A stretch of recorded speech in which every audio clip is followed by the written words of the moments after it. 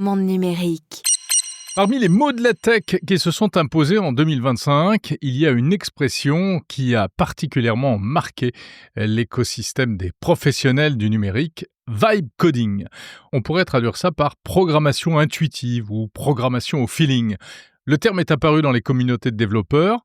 Il décrit une pratique de plus en plus courante qui consiste à écrire du logiciel en dialoguant avec une IA plutôt qu'en codant manuellement chaque ligne. Un terme inventé par Andrej Karpathy, ancien directeur de l'intelligence artificielle chez Tesla et cofondateur d'OpenAI. Alors le vibe coding est en train de profondément modifier la manière dont on programme. Il suffit de prompter, de demander ce qu'on veut à la machine.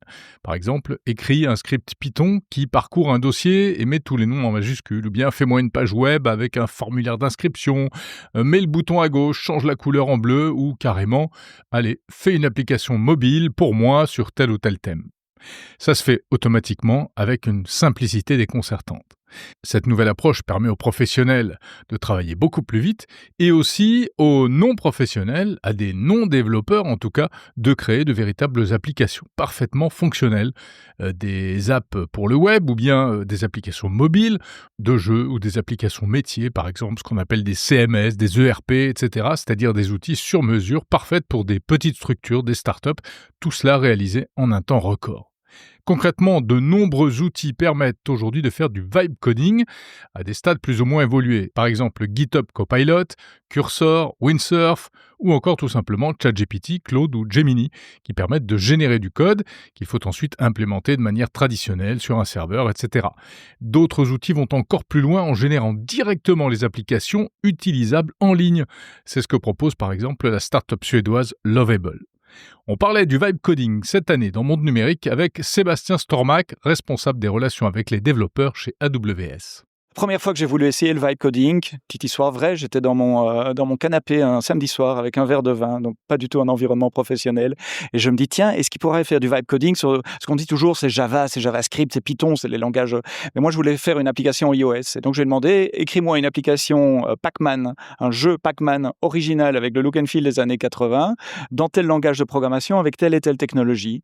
Et le truc a commencé à coder, etc. En quelques minutes, j'avais une application que je pouvais faire tourner sur mon téléphone, qui fonctionnait pas entièrement, la détection des fantômes, ça marchait pas, mon petit bonhomme jaune, il se dessinait pas bien, mais donc je lui fais un prompt de suivi, je dis tiens, la détection des fantômes, ça marche pas.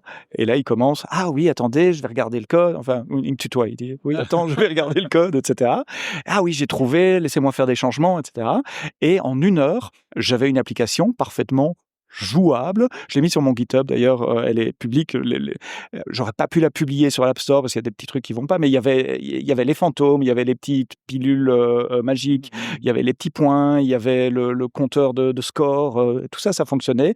1 heure, j'ai pas écrit une ligne de code. Incroyable. Ça, c'est du vibe coding, alors appliqué à un jeu, mais je l'utilise au quotidien dans du code quand ça marche pas, pour tout ce qui est code répétitif, ennuyant, que tous les développeuses doivent faire, bah, ça me décharge de tout ça, je vais beaucoup plus vite. Mais le vibe coding n'est pas sans poser un certain nombre de questions.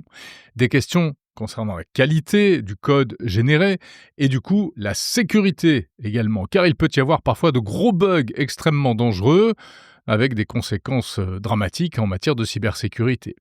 Et puis cela soulève aussi des questions existentielles, si on peut dire. Le vibe coding va-t-il remplacer les développeurs informatiques ? Alors, ce que l'on constate surtout aujourd'hui, c'est que eh bien oui, ça permet d'accélérer les processus et donc aux équipes d'être plus efficaces. Dans certains cas, ce n'est pas sans conséquence sur l'emploi. Il faut moins de monde pour développer des applications et certaines entreprises ont commencé à réduire leurs embauches ou même à licencier. Cependant, le cœur du métier de développeur, ce n'est pas d'écrire du code, mais plutôt de concevoir des systèmes globaux, fiables, d'analyser donc des problématiques métiers, de résoudre des situations de crise aussi lorsque tout cela part un peu en cacahuète. Et tout ça, les IA en sont bien incapables. Alors en fait, ce sont surtout les professionnels juniors qui font les frais en premier du vibe coding, car ils ne sont pas pleinement opérationnels et donc ils peuvent être remplacés par des IA. Tandis que les seniors, qui disposent eux de connaissances approfondies, eh bien, grâce au vibe coding, deviennent plus productifs en s'épargnant les tâches les plus ingrates. Bref, encore un phénomène lié à l'intelligence artificielle qui révolutionne en profondeur des pratiques professionnelles et qui pose de nouvelles questions de plus en plus sensibles. Dans le prochain épisode des Mots de la Tech 2025, parlera de Sycophancy.